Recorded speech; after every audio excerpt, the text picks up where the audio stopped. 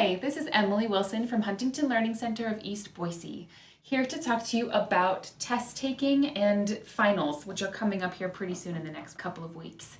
There are a lot of anxieties that are surrounding test taking, a lot of concerns surrounding your student studying and putting in the effort, not cramming the night before. So today I'm going to share with you our top tips in terms of how to set them up for success and how to create a schedule that's going to work best for them as you move forward into finals week. So we always joke around here, there are kind of two versions of studying for a test. There's the parent version, right, which is our Benjamin Franklin quote here. If a man empties a purse into his head, no man can take it away from him. An investment in knowledge always pays the best interest. Then we have the student version, right? Studying, the act of texting, eating, watching TV with an open textbook nearby. I'm sure a lot of you can relate with one or the other of these two pieces. And so let's talk about how we can move it into a more tangible and achievable goal of preparing for finals. So the first thing that is so important, especially now that finals is coming up, is to plan ahead. This is not something that you can jump into the night before. Planning ahead is critical when it comes to preparing for tests. My number one piece here is just don't cram. I know that a lot of students say, I do so much better when I cram. I do a lot better under pressure. Unfortunately, statistically, that's not true. So I always say do not cram for your tests. In fact, studies show that you only remember 20% of the information that you cram, and that leads to a 20% in terms of your final grade, which is never going to be good in terms of the end of the semester. Create a realistic schedule, right? And be very specific. Don't just say, oh, Monday I'll start studying for English. Set out a time. So Monday, I'm going to study Shakespeare's comedies for 30 minutes. Set yourself up for success by creating really strict parameters when planning ahead.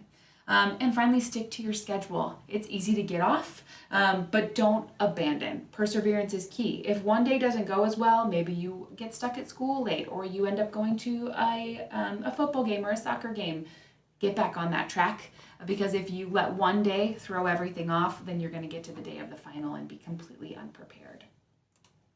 Next, as well as planning ahead, don't overdo the studying. We have all reached a point where we cannot look at something any longer, whether it's the slideshow, the note cards, the outline that you've created. Don't overdo your studying. What I always do is I follow the 25 and 5 rule. So for every 25 minutes of studying, take a 5-minute break. That allows you to process the information, to step away. But I am also a big proponent, parents, don't ban technology when they're studying. That's not going to work. Their thoughts are going to be on the text or the Instagram post or anything like that. So set a timer for 25 minutes. Once that 25 minutes is complete, those 5 minutes are their own. If they want to sit and stare at their phone for 5 minutes, so be it. But then they have to dive right back in once that time is up. A really good idea here is grab a kitchen timer, right? I use kitchen timers all the time with my students. It keeps them accountable. There's also one online, it's called Marinara Timer, and it follows this idea of the 25 and 5 rule, and it's a great resource for families when studying. Next up, make your own study guides.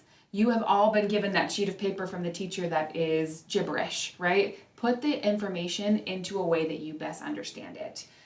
Recreate the notes, right? Put it in a format that works best, whether that's flashcards, an outline, Cornell notes, using mnemonic devices, whatever is the best way for you to learn, channel your studying into that format.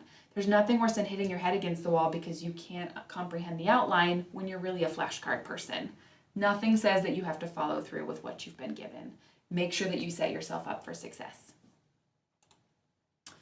Testing anxiety. Now, I would say that one of the biggest concerns I hear from parents and families is testing anxiety, especially in a society where your student is taking a lot of tests.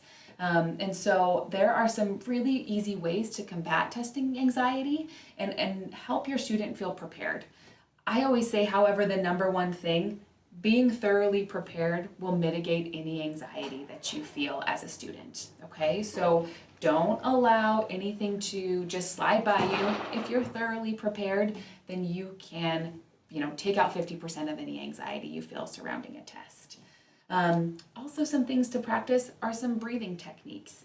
I do what is called box breathing. So it's where you breathe in, hold, out, hold for 4 seconds each time. And that allows you to clear your head, get recentered and refocused, and any of those anxiety and that feeling that's starting to bubble up in you surrounding the test can, tend to go away. I always say too, don't get stuck on one question, right? We all have the nightmare of looking at the first question and not knowing what the answer is, and that can tank the rest of your performance. Do not get stuck on those questions. Answer the questions you know first, calm your nerves, and go from there. Nobody said that you have to go in order when a teacher gives you a packet, right? Make sure that you are moving about it in the way that's best for you. Some tips in terms of anxiety surrounding essays. A lot of students that we work with the idea of a blank page is just overwhelming to them. What I always say is just start writing and planning. Even if that's just a really simple outline, that will start to jog your memory and that will help you to get started, essentially. In the end, however, if you are truly struggling with some crippling testing anxiety, talk with your teacher. They would rather know that information than for you to stay silent. As a former classroom teacher myself, I always welcomed a student advocating for themselves and saying, I really am stressed about this test. How can you help me out? There are a lot of techniques that aren't going to create a lot of work for your teachers that I'm sure that they would be happy to do. Whether that is, we have students who want a timer on their desk. They're so test anxious and time anxious that looking at the clock a million times during the test just cuts down on their time that they have. So they have a timer right on their desk. Others don't want to see the time, right? They want like a 5-minute warning and that's it. A student that I've worked with in the past was overwhelmed by getting a packet set on their desk for a test. And so I would give them a page at a time. So however works best for you, come up with some concrete solutions and approach your teacher. Know that ultimately they have the final say, but they're going to be willing to help if you approach them. Here are some general test-taking tips that I think are really important and can be very helpful when actually sitting down for finals. In general, jot down key concepts, equations, and vocab terms in the margin immediately, right? If you have that one piece of information that you constantly forget, but you've got it before the test to sit down, just jot it on your test, right? And then you can erase it later. It's a great way to get out any of the information that you might be struggling with. You don't have to go in order, right? Feel free to skip around the test. Don't get hemmed in by the going 1, 2, 3, 4. Ensure that you really understand what's being asked. Is this question truly asking me to pick 2 answers or just 1? Am I supposed to write a 5-paragraph essay or just a paragraph? Read the directions carefully. I can't tell you how many times a student misses a question simply because they didn't read to start. Absolutes are usually incorrect. So if you see an always, a never, an everyone, that is usually a red flag to you that that's not going to be a correct answer. So that's an easy way for you to try to get your answer choices down. Budget your time, right? Don't spend all your 10 minutes on a question that you know you're never going to get. Make sure that you can skip and come back. And finally, trust your gut. So many times I have students who erased an answer and chose a different one and their first one was correct. So if you have a gut answer, a gut choice, leave it, okay? Test specific. If you have multiple choice, right? Make sure you eliminate, right? If you have 4 choices and you're able to eliminate 1, that's already improving your odds. And then also keep an eye out for those absolutes. Short answers, search the prompt for clues, right? So if it is using different pronouns, it can show you, okay, I'm supposed to write about multiple people, about the females, whatever that might be, that can be a good hint to you. Matching, skip and come back, right? If you are able to get down to the last 3 and you don't know them, again, you have a better choice of being able to pick from those 3 as opposed to a list of 10 or 15. Fill in the blank. That's really where memorization techniques are going to come into play, right? So practice those memorization pieces. And finally, as I mentioned with essay, underline the key details in the prompt, create a simple outline, and then start writing. Finally, utilize your resources, right? Reach out to your peers. Maybe you form a study group. I, however, know that schedules are tight, right? It doesn't always have to be an in-person study group. I worked with a group of students who had a WhatsApp group chat where they sent each other questions throughout the week and everybody could respond. And that was their simple way of studying through text. Compare those notes, right? What do you have for this topic? What do you think is going to be important? Simply talk it out with somebody. And as always, right, approach your teacher. Don't be afraid to approach and ask questions, especially if you have a specific thing that you need to ask them about the test. I always say, let's say it's the night, it's during the evening, right? And you either don't have time to approach them the next day, shoot them an email, right? However, make sure you're really specific, not just, I'm stressed about this test, what do I do, right? And be really formal in your tone, right? Your teacher is a professional and you should treat them as such. So dear Mr. and Mrs., correct grammar, and signing off, not using emojis or exclamation points, and be very specific with your question. They'll be willing to help you. Okay, so it is finals week. You have prepared, you are ready to go. What are some last minute things that you should keep an eye out for? Number one is bedtime. I think that a big mistake that parents push and also students make is, okay, my finals tomorrow, I'm gonna go to bed at 8 p.m. when they typically go to bed at midnight. Huge changes can hurt you in the end, right? So try to be reasonable, but don't change your routine up too much. If you typically go to bed at midnight, try 10:30 or 11. That can be a great way for you to be able to still get some extra sleep, but not change it too much. Eat breakfast, right? Also take snacks and a lunch.